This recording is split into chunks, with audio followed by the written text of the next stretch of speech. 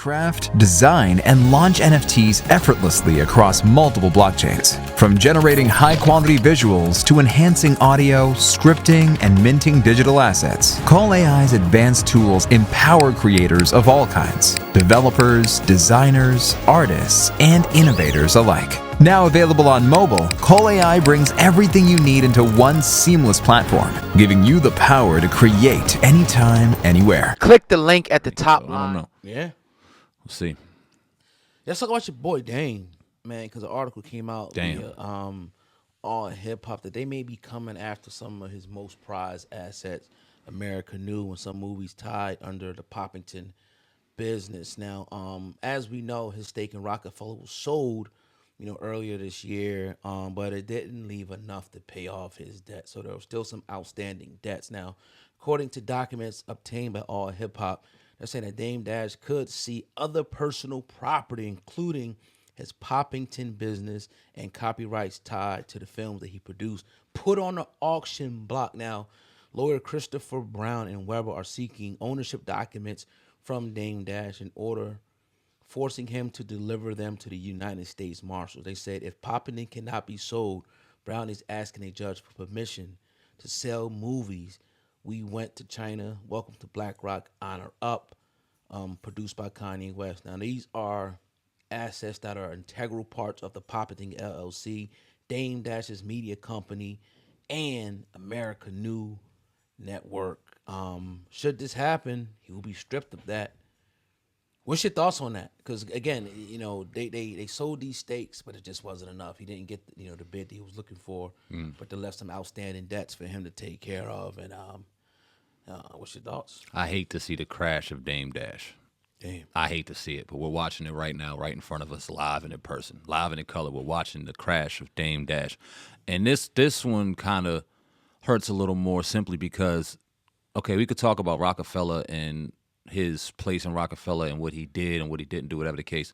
But Poppington and those films, that's him. That's something that he created. That's something that he put together and did. And, I mean, it's his, so you feel bad. But this just goes to show you, and this is where Dame Dash is going to just, when we talk about the Dame Dash story, all the good stuff is going to be kind of overshadowed by a lot of the missteps, a lot of the misactions and relationship burning that he did throughout the years because, dog, this is on you. Yeah. This is on you. Yeah. And clearly you were hurt by, and this is just my opinion, but clearly I see somebody that was hurt by having to get rid of his Roc-A-Fella share. That was something that he did not want to get rid of. He felt like they were already trying to erase his legacy from there. That was the last piece he had of that legacy, and it's gone. And ever since then, you see publications paying him and exploiting him to say all kind of outlandish shit about Jay-Z and this person and that person, things that he vowed never to do or deem people corny for doing exactly what he's doing right now. Chatty pattying it up. But the brother doing it to pay his mortgage. Like we see what's going on. Like, brother need money. So for this to be taken, we see what happened when, and he played a good game. He showed good face, but once it was taken, you kind of see where he went. If this happens to him, man, I would, it's more further and further downhill, man. And it's sad because for somebody that we once respected so highly and still got a level of respect for, but to watch it end the way it has, when we've all struggled, we've all dealt with things. No one's kind of looking down on him for losing businesses or dealing with taxes because the best have dealt with it. But how he's dealt with it in particular is sad, man, and it's looking bad, worse and worse every day. Yeah, dick measuring contest, as they say, but Dame Dash is using it as such, and now it could be taken from you. Like, they're going after that. They're going after every asset that you have. So, I mean, that was his last thing that he had because he talks about, and I agree a lot of stuff what he says. We always respected Dame Dash, but you talk about flipping and moving to this business and this business. Well, what's left? If the movies that you did in America New is now being auctioned off, what can we now boast at this point? Is it going to be, and I'm even looking at it, it's not just us, right? It was something up the other day on one of the sites he was doing an interview. I think he might have been talking about Jay-Z writing Meth Bleak bars or something like that. And I just read the comments. People was ripping this guy. Yeah, it's sad, man. It's sad, like chatty patty, like who cares and all this type of stuff. I thought we didn't talk about this and that, and it's like, dog, like what people are starting to do now like you said, it's sad. They're starting. Everybody's now the shock jock. Like you seen this picture of Orlando. What's his name? The dude from Orlando Brown. Okay. You seen his picture with his family. Yeah. And everybody's going crazy about this picture, and it hit me then. I kind of knew it's entertainment, bruh. Yep. And Dame Dash, I hope he's not going down just to start saying anything outlandish to make money and to get views and to get more interviews, because that's not Dame Dash, bruh. That's never been Dame. See, Dame Dash, in my opinion, he was the greatest. You know, one of his great times, he was doing the thing with my man from the Culture Vulture thing. Yep. My man Kenyatta Griggs. Yep. That's Dame. No chatty patty bullshit, but talking about things that's, you know, that's about business and things to, you know, exposing things in the industry. We don't care if Jay-Z wrote for Memphis Blues. Everybody probably knew that. Yeah. A verse here or two, but not to say that Memphis can't write for itself. And it's all a whole bunch of other things that Dame Dash has been saying as well. It's like, yo, what's really going on here? Are we now preying on the downfall of Jay-Z? He's crashing out, in my opinion. Yeah. He's crashing out. Sad. I don't even know. He may be praying for the downfall or just be not giving a fuck because he's getting a check behind it. So it's like, all right, I'm associated with Jay. I'll say whatever I got to get. What do y'all want to hear to get views? Fuck him. Here it is. Yeah, he was messing with Aaliyah when she was this. Yeah, he did this when it was that. Yeah, he's just as bad as this villain or that villain. Yeah, he is. Yeah. And it's like, bro, this ain't you. It ain't you. This was never Dame. Hell, you came on our show 2 years ago. You had an awesome conversation. And we didn't even go to the levels that you're going to now, not even close. Right. Asking about Jay-Z. And I think we was something along the lines on how can y'all mend a relationship or something on a positive note. You ain't want to talk about it. You ain't even want to bring it up. And we respected it. So to see this years later is just like, okay, why? And it's clearly it's for a check, but it's sad, dog. It's sad. I know people say, oh, they keep asking them about Jay-Z. I see that's the biggest bullshit excuse, because when we asked him about Jay-Z, he said he didn't want to talk about it. He also said, look, I'm tired of everybody asking me questions about Jay-Z. Ask Homeboy questions about me. Yep. So what's that mean? He said it on a few platforms around that time. Right. Yeah. So it's like, look, man, you put yourself in the spotlight, you know, and really we talk about it because it's sad to us at the end of the day. Like to see this fall, and it don't mean you can't bounce back, right? But for all what you stood for and what you stand for, it's disheartening. Yeah.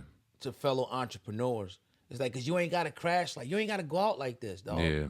Don't turn into these other people shock jock saying anything on interviews for a couple dollars to pay a car note, to pay this, to pay that. Don't turn into that, because you water yourself down. And I think we, you know, just kind of going to the next, you know, subject. Look, this thing has turned into, right? They're using a podcast and now as the new music industry, in my opinion. People who have failed, or not even failed, just got done with certain things. They can't make the same level of music that they made before. They see how much people with microphones and podcasts has blew up over the last, you know, 5 or 6 years, and they think they could just do it, and jump in, and skyrocket to the top. And quite frankly, it's disrespectful. Kind of how people were feeling when T.I. jumped into the comedy thing, and Godfrey and all these other comics was like, all right, like, nah, you ain't putting the work. You wasn't with us shooting in the gym, nigga. You ain't put the works in, you know, working at the, you know, lower level clubs where those 2 people in there. You wasn't working up nights and doing this and working on your job and going, you know, in hallways and shit and in closets and putting up videos and shit. You ain't come from that grind, bruh. You think you just gonna jump in this shit and go to the top and steal somebody's swag and shit? You see it all the time. Everybody pop up with a podcast every single day. It's like, where are the interviews at anymore? Everybody got a damn podcast. Everybody want to talk on a microphone now. Sad, man. It's and it's whack. It's dangerous too, because how the culture was created and how it was built based on, you had the music, that was one aspect, but then you had 5 or 6 people who did interviews to where you could get knowledge, in-depth knowledge of these people that you love musically, and they would be able to conduct great journalistic interviews. And with the advancement of YouTube, it gave people opportunities that didn't have these fancy degrees or didn't have gatekeepers kind of messing with them, the opportunity to take their journalistic abilities and apply them based off of the forefathers that did it before them. See, there was a respect level to the game once people started really getting into it, knowing who did it best, who did it the right way, and kind of taking that format and making it your own. And the last 3 or 4 or 5 years, not only have you seen just random whoever's doing it, you've seen people who have been in the music industry in particular who now get 80 and 90 views on Instagram all of a sudden thinking that they're important enough to have a podcast. No, nigga, you have to sit back and you have to be in a basketball team. You have your point guards, you have your centers, you have your forwards, you have a team. And the point guard is to facilitate the ball to his various talent for them to score. Yeah. The people interviewing were the point guards. They set the offense. They set up the plays. They gave them to you. You take it the fuck home. Now you want to be the point, the forward, the center. You want to be the whole goddamn team. And now there ain't no team. And now we've eliminated an entire piece of our culture because everybody is out for them. Everybody wants to be me. And we've killed communication. And I'll ask you guys, how many podcasts do you genuinely listen to nowadays? There's so many, either you listen to 1 or 2 or you don't listen to them at all because you're done with it. Where do we listen to? What are those them interviews that we was like, damn, we learned about, that we could sit back and have conversations about on this platform? They're dead. They're gone. And it's sad, man. And I think it's a selfish, it just shows how selfish people are. It just shows where we're at as a society, where people just want to be about them. People can't sit back and have conversations with each other anymore. They want to just be all about them. And it's killing a piece of the culture, man, in my opinion. Yeah, and a lot of you dudes, it's killing our image of you. 'Cause y'all niggas talk too much and you exposing yourself. I'm not gonna lie. Like, I'm like, yo, you really feel like that, dog? Like, I don't like you no more. Yeah, you corny. Yeah, you corny. And then, you know when people's corny is when they don't even have a YouTube or nothing. They post stuff up on Instagram. Mm-hmm. Like, you know what I mean? To get 80 views or 800 views. There ain't no money there. 9,000 spins. But just to show that you got a podcast, you put it up on Instagram. Like, what? Like, I mean, look, maybe people making good money on Instagram. Maybe, I'm sure there are. But you got to be clucking to make money on Instagram. 9,000 a clip ain't doing it. Hell no. That ain't doing it. It's good attention, though. Then it's like, yo, how long is the clip? These people don't get it, man. At all. They don't get it, but hey, it is what it is. It's not that we want to shoot anybody. If you got a dream, and you got a passion or ambition, shit, go for it. Don't listen to us. And do it right. Right, but don't just think that, oh, I see these people doing, this person doing it, I'm going to do it because it's the wave. It never really works out like that. That's how it was back in the day. Everybody wanted to be a rapper. Yep. Rapper.